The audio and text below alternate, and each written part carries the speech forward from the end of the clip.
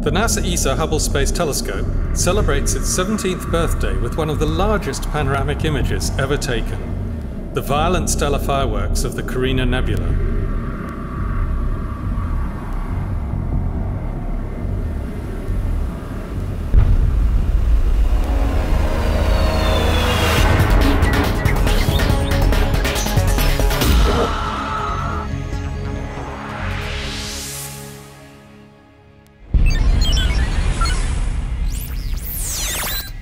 This is the Hubblecast, news and images from the NASA ESA Hubble Space Telescope.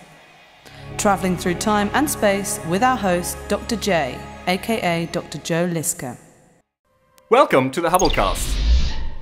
On the 24th of April, we celebrated Hubble's 17th anniversary in space.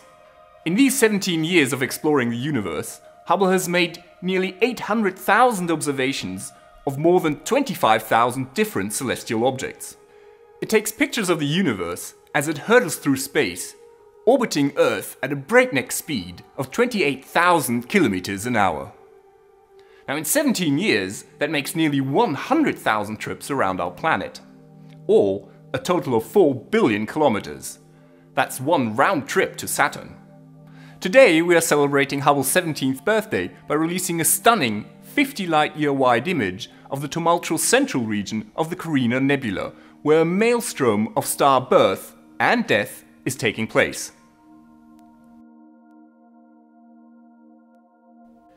In the southern sky, not far from the Southern Cross, we find the constellation Carina, the Keel. Here, 8,000 light-years away, the immense Carina Nebula is located. Hubble's new view of the Carina Nebula shows the process of star birth at a new level of detail. The bizarre landscape of the nebula is sculpted by the action of outflowing winds and scorching ultraviolet radiation from the monster stars that inhabit this inferno.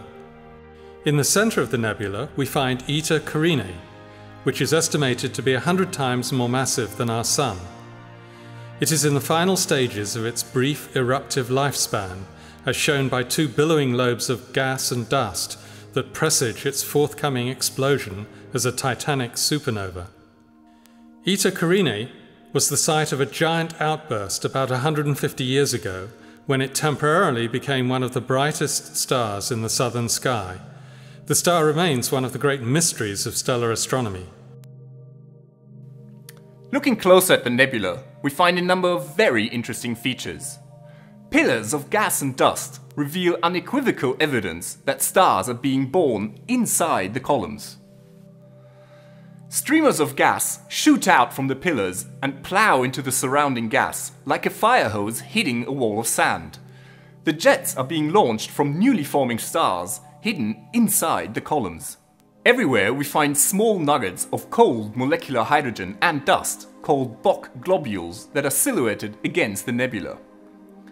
Now, the edges are glowing, which indicates that they're being irradiated by the hottest stars around.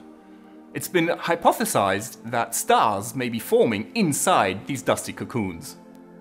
Since February 2007, Hubble has been operating with a reduced capability after one of its main cameras suffered a short circuit. A fifth servicing mission is, however, planned for September 2008 using NASA's space shuttle. 2 new instruments will be installed and several other upgrades will be made.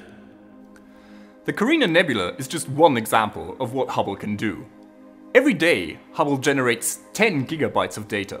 That makes 30 terabytes over the 17 years of its lifetime. The Hubble archive is a real goldmine to astronomers in Europe and in the US. Every day, 66 gigabytes of data are being downloaded, and absolutely everyone can get access to these riches via the internet. More than 7,000 scientific papers have been published based on Hubble observations, and that makes Hubble one of the most productive scientific instruments ever. This is Dr. J, signing off for the Hubblecast.